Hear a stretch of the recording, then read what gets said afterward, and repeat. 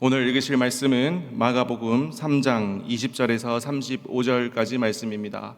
마가복음 3장 20절에서 35절까지 말씀입니다.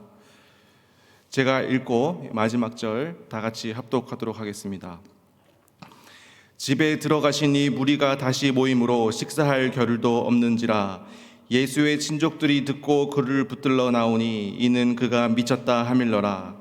예루살렘에서 내려온 서기관들은 그가 바알세불이 집혔다 하며 또 귀신의 왕을 힘입어 귀신을 쫓아낸다 하니 예수께서 그들을 불러다가 비유로 말씀하시되 사탄이 어찌 사탄을 쫓아낼 수 있느냐. 또 만일 나라가 스스로 분쟁하면 그 나라가 설 수 없고 또 만일 스스로 분쟁하면 그 집이 설 수 없고 만일 사탄이 자기를 거슬러 일어나 분쟁하면 설 수 없고 망하느니라. 사람이 먼저 강한 자를 결박하지 않고는 그 강한 자의 집에 들어가 세간을 강탈하지 못하리니 결박한 후에야 그 집을 강탈하리라.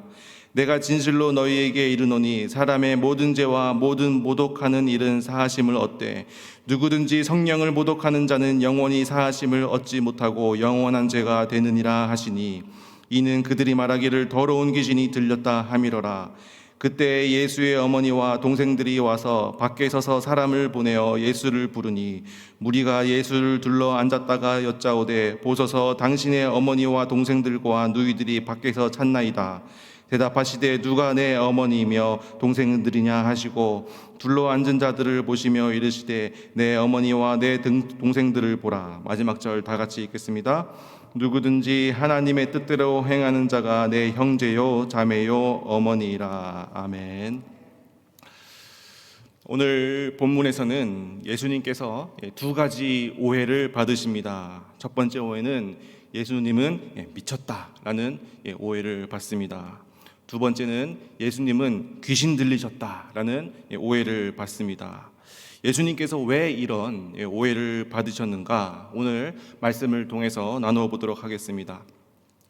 한 사람의 인생을 가장 풍요롭게 하고 또 행복하게 하는 것이 가족입니다.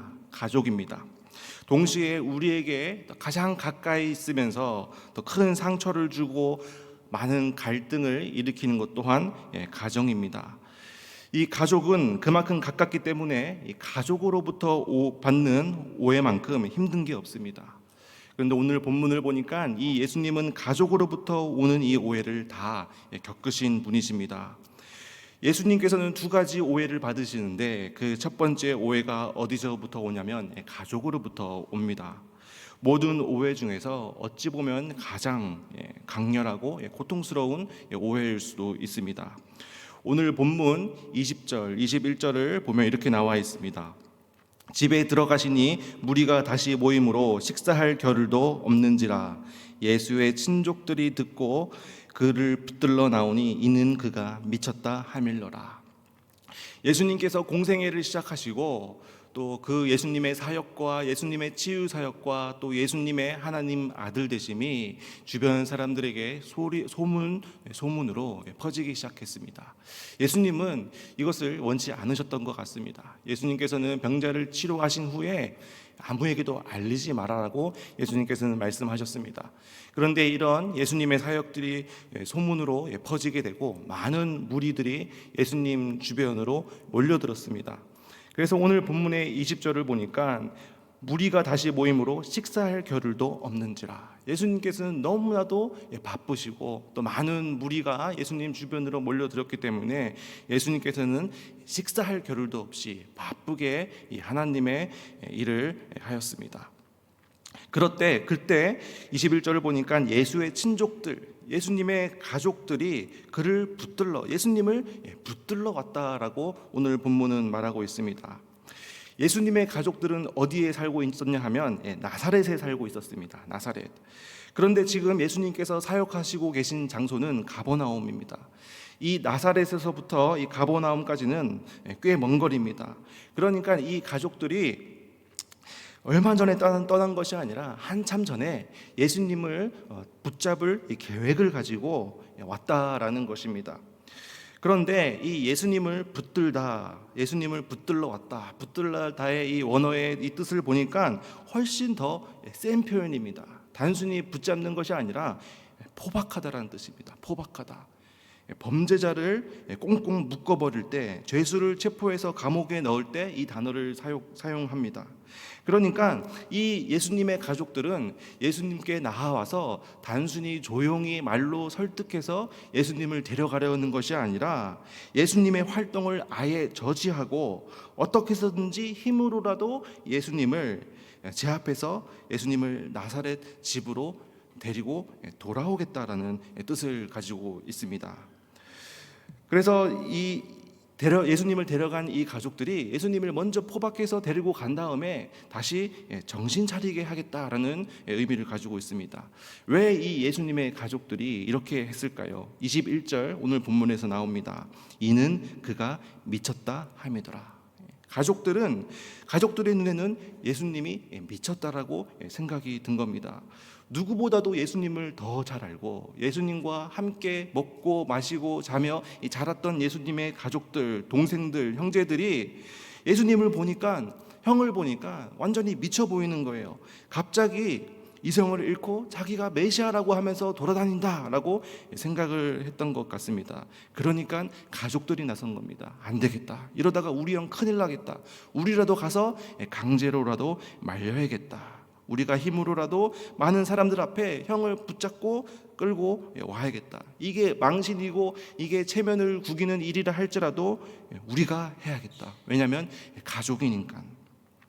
왜 이 가족들은 이런 극단적인 방법을 취했을까요? 사랑했기 때문입니다. 가족이기 때문에, 예수님을 사랑했기 때문에. 만약에 이 가족들이 예수님을 사랑하지 않았다면 그냥 내버려 뒀겠죠. 그러다가 메시아라는 망상증에 빠져서 어쩌다가 자기가 알아서 살겠지라고 내버려 뒀을 겁니다. 그런데 예수님을 가족으로서 사랑했기 때문에 예수님을 붙잡았다라는 것입니다. 이게 가족의 사랑이라는 겁니다. 그런데 삐뚤어진 사랑이라는 것이죠. 이것이 왜 중요하냐 하면 오늘날에도 이러한 사람들이 많이 있다라는 것입니다. 무슨 얘기냐 하면 예수님을 좋아합니다. 인간적으로 좋아합니다. 그래, 예수님은 훌륭한 분이야. 2000년 전에 있던 랍비로서, 좋은 분으로서 내가 존경할 만해. 아픈 사람들을 고쳐주셨고 또 가난한 삶을 사셨고 또 그것을 증명하셨고 내 삶을, 그 분의 삶을 보니까 배울 점이 참 많아. 좋은 분이야. 이렇게 생각하는 사람들은 굉장히 많습니다.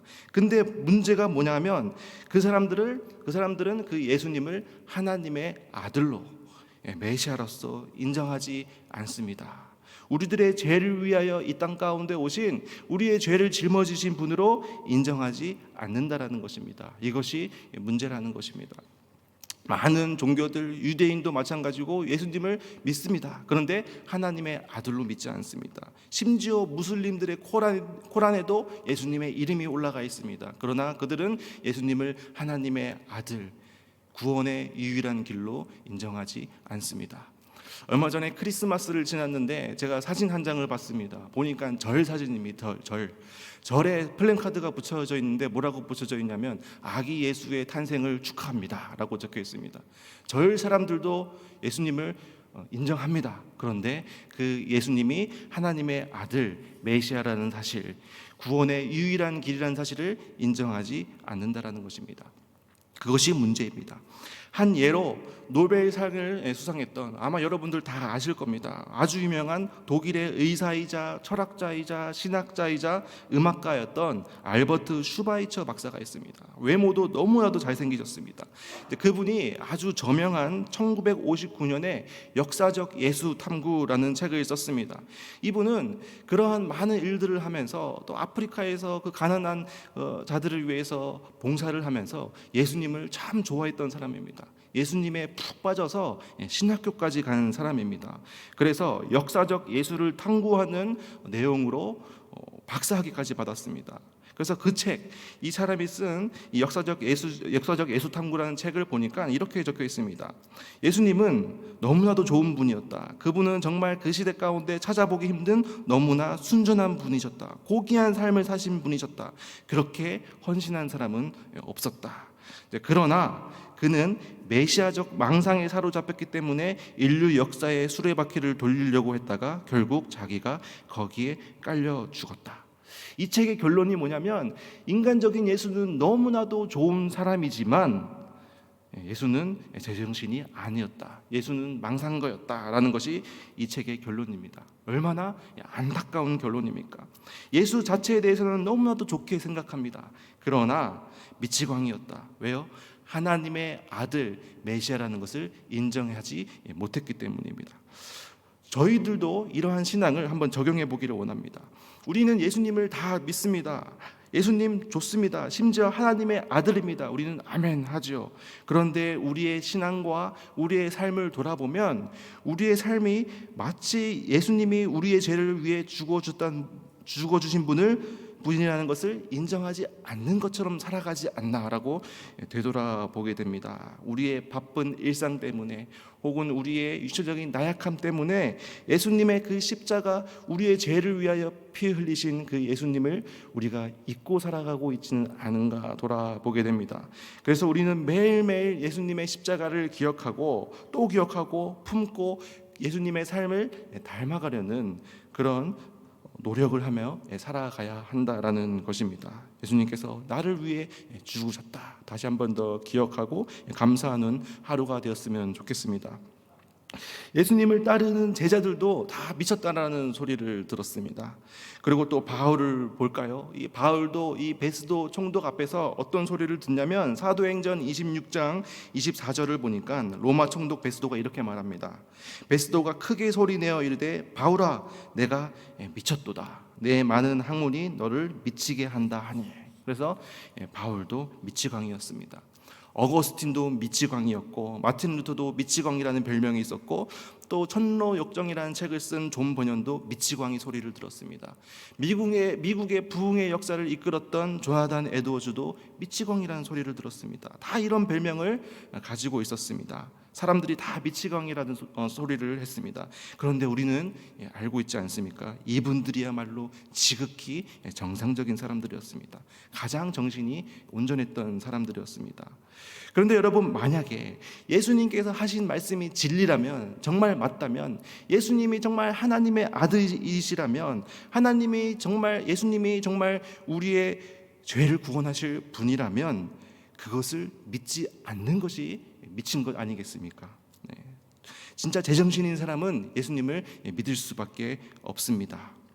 누가복음 9장 23절을 보니까 아무든지 나를 따라오거든 자기를 부인하고 날마다 제 십자가를 지고 나를 따를 것이니라 라고 예수님께서 말씀하시죠. 예수님을 따르지 않는 것이 미친 것입니다. 이 말씀을 볼 때 정말 이 시대를 살아갈 때 자기를 부인하면서 살아간다라는 것은 세상 사람들이 보기에 미친 것입니다. 자기 PR 시대죠. 자기의 능력과 자신의 재산과 자신의 모습을 자랑하고 드러내는 것이 중요한 시대입니다. 시대가 어느 시대인데 또 십자가를 지고 사는 삶, 이것도 세상 사람들이 봤을 때는 미친 삶입니다.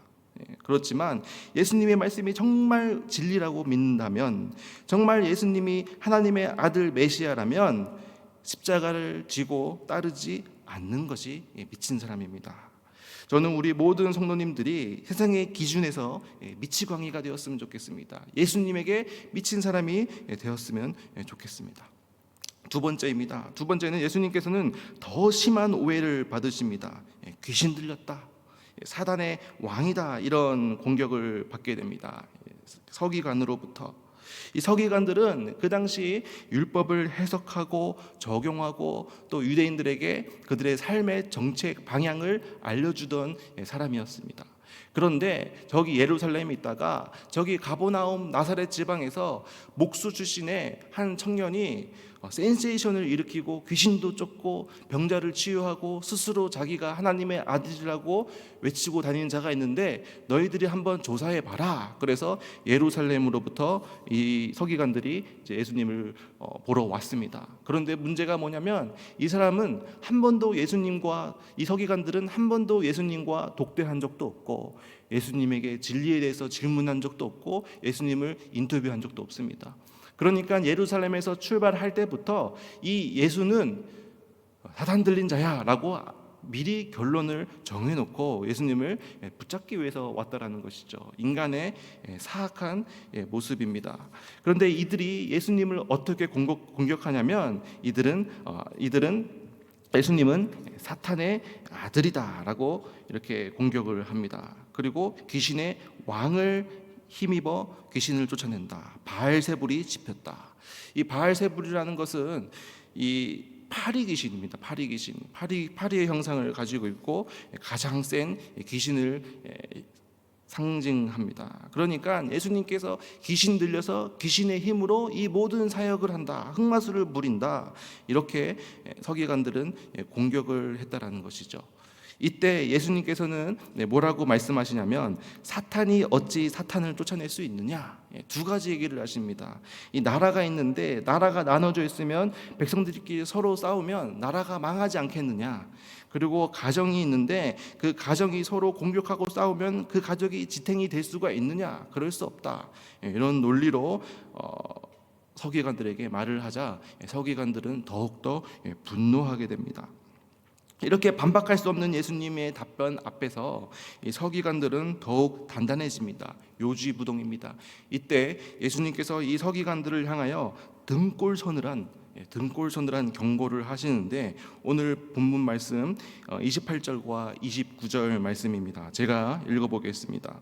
내가 진실로 너희에게 이르노니 사람의 모든 죄와 모든 모독하는 일은 사하심을 얻되 누구든지 성령을 모독하는 자는 영원히 사하심을 얻지 못하고 영원한 죄가 되느니라 하시니.